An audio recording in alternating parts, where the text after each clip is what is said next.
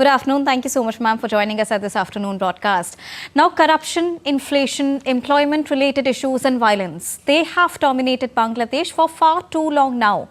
And amidst this turmoil, Bangladesh will vote tomorrow. Tell us how this election will shape the future of Bangladesh as Gen Z is leading from the front this time.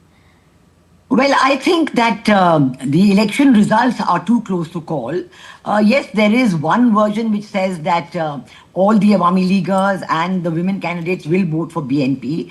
But there are other equal polls which are coming out in the Pratham Alo and others which say that it is the Jamaat-e-Islami coalition of 11 parties and the BNP coalition are neck to neck. Each of them has about 44% of the vote.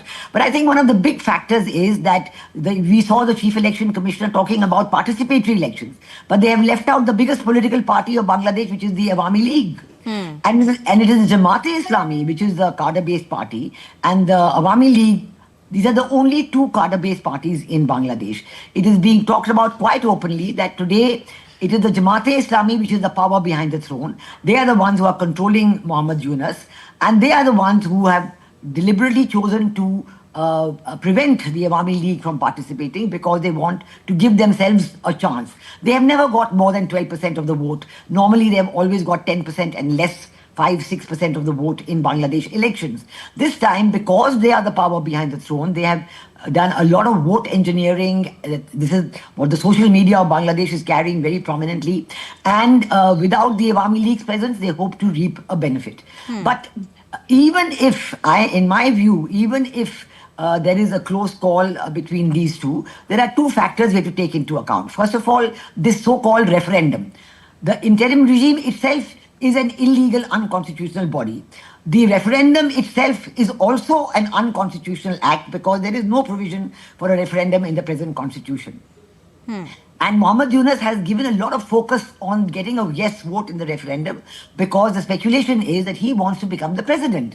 Under the referendum, the president is going to be given more powers and he wants to be the president. And then he wants to have a national unity government with both the BNP and the Jamaat-e-Islami in it. And with that, he wants to rule Bangladesh for the next indefinite future. Right. Now, this is a scenario which I do not know the people of Bangladesh whether they will accept it or not. Your correspondent was absolutely correct in indicating that the situation in Bangladesh is very poor. Unemployment, inflation, women. The women's situation is absolutely horrendous. And the Jamaat-e-Islami leader made some very derogatory comments about women. The condition of the minorities, the Hindus, the Buddhists, the Christians, the Sufis and Ahmadiyas, they are in a terrible condition. They have been brought to their knees. And nobody in the West, the Western powers and Pakistan who did this entire regime change operation to oust Sheikh Hasina, they are standing by mutely when all these things are going on in Bangladesh. Right. And they are pretending to call this as a fair and participatory election. This is a real travesty of facts. And I think that we have to be conscious of the fact that after the election, the unrest and instability could well continue. Right. And this will be a big problem for Bangladesh. And in this case, can the former Awami League voters influence the outcome of the election? Well, the Awami League itself has launched a very active no vote, no vote campaign. Vote is the electoral symbol of Awami League. And they have said that because the vote is not there on the ballot, so no Awami Leaguer should go and vote. So they have called for a boycott of the elections. Now, whether the boycott will be observed 100% is not known because the Awami Leaguers and the minorities, they are all under tremendous pressure from the Jamaat-e-Islami to go and vote in their favor. And they're saying if you don't vote for us, then we will, catch your family afterward. They're threatening violence against the families and so on. So it is expected that Awami League and the women and the minority communities, some of them may go and vote out of sheer fear. But I don't think there will be a very big participation. Let us see what happens in that because, of course, one more reason why the regime wants a bigger participation and they're forcing Awami Leaguers and minorities to vote is because they want to show that the participation is higher than the 2024 elections, Right. And they want to show that, this is a very good election. So let us see what happens. The main thing will be if the outcome is going to be accepted by the people or not. They have been very patient all this while for 18 months. Right. They're not excited at all about these elections. It's not like a normal election. It's an election under tremendous pressure, under tremendous pressure of the world, Western community and of many other countries. But I am not sure whether the election outcome will bring an end to the instability, to the lack of economic growth, Right. to the violence, to the lack of law and order. These are big questions. Right. So far, Also tell us Sorry? that how the return of Tariq Rahman made PNP one of the favorites to win the so-called free and fair elections in decades. Well, it's a moot point. I think the return of Tariq Rahman he's come back after 17 years. But during these 17 years when he was in London, he was very close to the ISI. He was very close to Pakistan. So now that he's come back, there are certain fissures in the BNP that have come out in the open. There is a group of the BNP that is very close to Jamaat-e-Islami, and that group will not mind at all joining the Jamaat-e-Islami-led government or being part of a national consensus government. This group is at least 30 to 40% of the BNP.